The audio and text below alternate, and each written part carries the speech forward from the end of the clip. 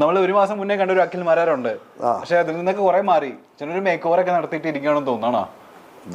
Look മെലിഞ്ഞിട്ട് ഏതാ ഈ വെള്ളപൂശിയ കുഴിമാടം കുമ്മായത്തില് മുഞ്ഞിയും കുത്തി വീണ ഹെയർ സ്റ്റൈൽ ഒക്കെ മാറ്റി തോന്നുന്നു. ഇവിടെ 2 കട്ടൊക്കെ ഇട്ടിട്ടുണ്ട്. ഇപ്പൊ ഇന്ന് വൈകിട്ട് മുടി വെട്ടിട്ട് വന്നപ്പോഴാണ് നിങ്ങൾ വിളിച്ചത്. അയ്യോ ഒന്നും പറ്റിയതല്ല, ഇത് പുതിയ സ്റ്റൈലാ. ഇനി ഞാനൊരു കാര്യം ചോദിക്കട്ടെ, ഇനി സത്യമായിട്ട് പറയണം. ജീവിതത്തിൽ കള്ളം പറയത്തില്ല. എനിക്കറിയാതെ ചേട്ടൻ സത്യസന്ധനാന്ന് എനിക്കറിയാം. ഈ സത്യം, പക്ഷേ ഞാൻ കള്ളം പറയുകയില്ല, അത് മറ്റൊരു സത്യം. ഞാൻ യഥാർത്ഥത്തിൽ ഞാൻ എന്തിനാണെന്ന് അറിയാമോ, ഇലക്ഷനിൽ സ്വന്തമായിട്ട് മത്സരിക്കേണ്ട സാഹചര്യം ഉണ്ടായി. വോട്ട് കിട്ടത്തില്ല, അതുകൊണ്ടല്ല, അതുകൊണ്ട് തന്നെ കോൺഗ്രസ് പാർട്ടിയുടെ തീരുമാനങ്ങൾ എടുക്കുന്നത് NSS ആണെന്ന് പറഞ്ഞിട്ട് NSSനെതിരെ പ്രശ്നമുണ്ടാക്കി കോൺഗ്രസിൽ നിന്ന് പുറത്തുപോയി റിബലായിട്ട് മത്സരിച്ചു വരുന്നതാണ് ഞാൻ. എടാ, നമ്മളിങ്ങനെ നടന്നിട്ടൊരു കാര്യമില്ല. ജനങ്ങൾക്കും നാടിനും നല്ലതൊക്കെ ചെയ്യാൻ പറ്റണം. പാർട്ടിയുടെ പക്കില്ലെങ്കിൽ ഞാനൊരു കമ്മ്യൂണിസ്റ്റുകാരനാണ്.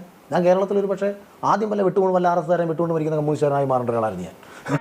എനിക്ക് എത്ര തന്ത ഉണ്ടെന്നാണ് നിന്റെ വിചാരം? അത് വലിയ പിടിയില്ല, ഒരു ക്ലൂ തരാമോ? നമുക്കത് പൂർത്തിക്കാൻ പറ്റില്ല, എനിക്ക് സ്വാതന്ത്ര്യമില്ല. അപ്പൊ ഞാൻ കോൺഗ്രസിൽ തെരഞ്ഞെടുത്തു. അപ്പൊ എനിക്ക് എല്ലാ സ്പേസും അവിടെ കിട്ടും. എന്തൊക്കെയാണ് വിളിച്ചിരുന്ന് പറയുന്ന? അവരെ എതിർത്തു, അങ്ങനെ പുറത്തു പോകേണ്ടി വന്നു. എന്ത് കോവയ്ക്ക മൊണ്ണയാടാ മൊണ്ണ. എനിക്ക് നിൽക്കാൻ പറ്റും. എനിക്ക് ഇപ്പൊ ആരെങ്കിലും എന്നെ വെട്ടിക്കൊന്നാലും എനിക്ക് ഒരു കുഴപ്പമില്ലെന്നോ നിന്നാണ് ഞാൻ. എനിക്ക് സ്പോണ്ടേനിയസ് ആയിട്ട് കൗണ്ടറുകളും ഹ്യൂമറുകളും ഒക്കെ വരും. നീ ഒരു സൈക്യാട്രിസ്റ്റിനെ കാണുന്നത് നല്ലതാണ്. കയ്യിൽ നിന്ന് പോയി കഴിഞ്ഞാൽ പിന്നെ പറഞ്ഞിട്ട് കാര്യമില്ല. ഒരാൾക്ക് കേട്ടാൽ ബോർ എന്ന് തോന്നാത്ത രീതിയിലുള്ള കൗണ്ടറൊക്കെ ബേസിക്കലി സെൻസ് ചെയ്യുന്ന ഒരാളാണ് ഞാൻ. എന്തൊരറിവാ നിനക്ക്.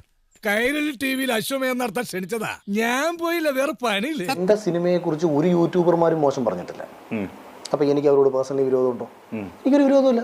കാരണം ആ തെണ്ടി ചെറുക്കൻ നുണ പറയാനും തെറി വിളിക്കാനും മാത്രമേ വായ തുറക്കാറുള്ളൂ എന്ന് എനിക്കറിയില്ലേ. പിന്നെ നമ്മുടെ സിനിമ തിയേറ്ററിൽ ഓടിയില്ല, അതൊരു യാഥാർത്ഥ്യമാണ്. അപ്പം പക്ഷേ എനിക്ക് അവരോട് ഒരു വിരോധമില്ല. ഒരു ഫസ്റ്റ് ഡേ കാണുന്ന ആളാ. അത് നിനക്ക് എങ്ങനെ മനസ്സിലായി? അല്ല, സെക്കൻഡ് ഡേ സാറിന്റെ പടം മാറുമല്ല.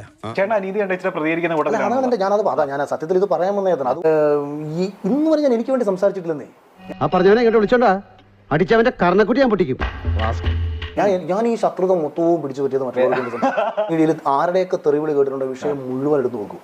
ഇതെല്ലാം മറ്റുള്ളവർക്ക് വേണ്ടിയിട്ടാണ്. വെല്ലോന്റെ കയ്യിലെ കാശ് പോകുമ്പോ സകല തെണ്ടിയോളും ഫ്രീ ആയിട്ട് കൊടുക്കണ ഉപദേശം അത് താനത് എന്നോട് പറയണ്ടട്ടാ. ഈ കാലഘട്ടത്തിനനുസരിച്ച് ജീവിക്കാൻ പഠിക്കണമെന്നാണ് ഞാൻ പറയുന്നത്. അതാണ് ഈ കാലഘട്ടമെങ്കിൽ ആ ട്രാക്ക് കണ്ടെത്തിയവരാണ് അവര്. നീ തന്തയ്ക്ക് പിറന്നവനല്ല മോനെ, തന്തേര തന്തയ്ക്ക് പിറന്നവനാ. എന്റെ അത്രയും റിബലൊന്നും ഈ പറയുന്ന സോഷ്യൽ മീഡിയ നിൽക്കുന്ന ഒരുത്തനും എടുത്തിട്ടില്ല. എടാ ഈഗോ തലയ്ക്കാത്തായ അല്ലടാ, അത് ഈ സമയത്ത് വായിക്കാത്ത കുത്തിക്കേറ്റാൻ നോക്കല്ലേ. അന്ധവിശ്വാസിയൊന്നുമല്ല ഞാൻ. എന്നാൽ വിശ്വാസിയാണോ എന്ന് ചോദിച്ചാൽ യുക്തിപരമായിട്ട് ചില വിശ്വാസങ്ങളെ കണക്ട് ചെയ്ത് കൊണ്ടു നടക്കുന്ന ഒരാളുമാണ് ഞാൻ. വാർത്തകളില്ലാതായാൽ നമ്മൾ തന്നെ ഇതൊക്കെ ചെയ്യേണ്ടി വരും. അതിന് സ്ഥാപനം നമുക്ക് അലവൻസും തരും. ഞാൻ എന്നെ സ്റ്റേജിൽ കയറ്റി നിർത്തി പെർഫോം ചെയ്ത് കഴിഞ്ഞാൽ ഞാൻ ഗംഭീരമായിട്ട് പെർഫോം ചെയ്യും. ഞാൻ നല്ലൊരു സ്റ്റേജ് ആർട്ടിസ്റ്റ് ആണ്. ആര് പറയുന്നു? ഞാൻ കേട്ടിട്ടില്ലല്ലോ. അസൂയ കൊണ്ട് പലരും പറയാറില്ല, അതുകൊണ്ട് ഞാൻ സ്വയം പറയുന്നു. പക്ഷെ അതേസമയം ഞാൻ ഭയങ്കര രസമായിട്ട് ഹ്യൂമർ കൈകാര്യം ചെയ്യാൻ ശേഷിയുള്ള ഒരാളാണ് ഞാൻ. അതെന്നെ അടുത്തറിയാൻ എല്ലാവർക്കും അറിയാം. സ്പോണ്ടേനിയസ് ആയിട്ട് കൗണ്ടർ പറയാനായാലും സ്പോണ്ടേനിയസ് ആയിട്ട് റിഫ്ലക്ട് ചെയ്തുകൊണ്ട് അഭിനയിക്കാനായാലും എല്ലാം എനിക്ക് പറ്റും. ഇവന്റെ കോമഡി കണ്ട പൊങ്കാലായിട്ട് അടിച്ചു കൊല്ലാൻ തോന്നുന്നു, മിണ്ടരുത്.